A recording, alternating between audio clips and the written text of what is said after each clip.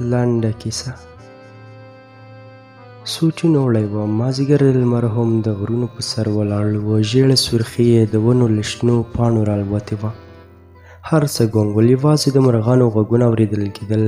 ښه شېبه ووته، یو ناڅاپه کړنګ شو، د میسج غږ مې تر غوږ شو. په زړه کې مې نرۍ څړیکه تېره شوه. ژوره ساه مې واخیسته، جیب ته مې لاس کړ او ژر ژر مې موبایل له جیب نه راوویست. د هغه آی ډي په شین غمي مې سترګې ولګېدې. ژر مې آی ډي کلیک کړه، په یوه اوږده لیکنه مې سترګې ولګېدې. لیکل یې وه: سلام ګرانه، په دې هیله چې روغ جوړ به یې. ما وبخه، نور ته زما په زړه کې ځای نه لرې. نور ته زما له زړه نه وتلی یې. نور دې زه هېڅ نه پېژنم. ستا تصویران مې ټول څیرې کړل، ستا لیکونه مې ټول په اور پسې کړل، ستا یادښتونه مې ټول وسېزل، ستا نمبر مې هم له موبایل نه پاک کړ، ستا ټول میسجونه مې پاک کړل.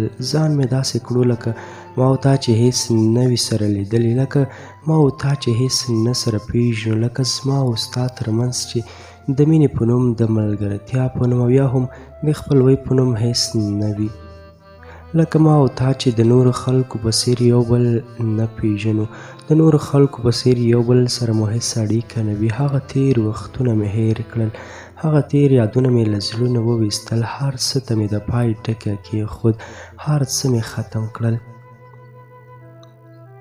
دا به زما وروستی میسج وي. نور درته زنګ میسج مزاحمت نه کوم، نور درته نه وایم چې یادېږې مې، نور درته نه وایم چې راشه، نور نه وایم چې ته مې ژوند یې، نور درته نه وایم چې مینه در سره لرم. نور دې په زړه کې نه ساتم، نور دې له زړه باسم، نور دې هېروم، نور زه ستا په نوم څوک نه پېژنم، نور مې زړه ته درد نه ورکوم. ته ما هېره کړه او زه تا هېروم، ته ما وبخه او زه تا بخم، ته دې خپل ژوند کوه او زه مې خپل ژوند کوم.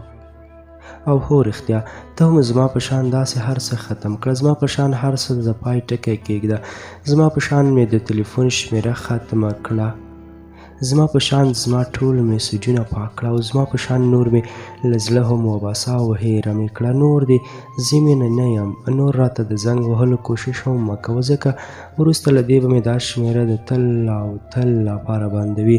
نور مې وبخه، ما هم بخلی یې. د خدای په امان، ښه ژوند ولرې او تل خوشحاله اوسه. د زړه درزا مې زیاته شوه، هر څه رانه هېر شول، په ځان نه پوهېدم، سر راباندې وګرځېد، ساه راپکې ورکه شوه. ښه شېبه غلی وم، وروسته مې په ډېرې سختۍ یو څو ټکي په لیکنه بڼه ورته ولیکل: ولې دا ته څه وایې؟ ته خو به ټوکې نه کوې؟ آیا دا هر څه رښتیا دي؟ ته داسې نه شې کولی؟ نه، زما ګناه څه وه؟ له ما نه داسې کومه تېروتنه شوې وه؟ ما څه کړي؟ راته ووایه هله. ډېر څه مې ولیکل، ورته ومې لیږل، ډېر انتظار مې ورته وکړ، خو میسج ته یې ځواب رانه کړ او همداسې مې ټول میسجونه زما په شان نیمګړي او ناځوابه پاتې شول.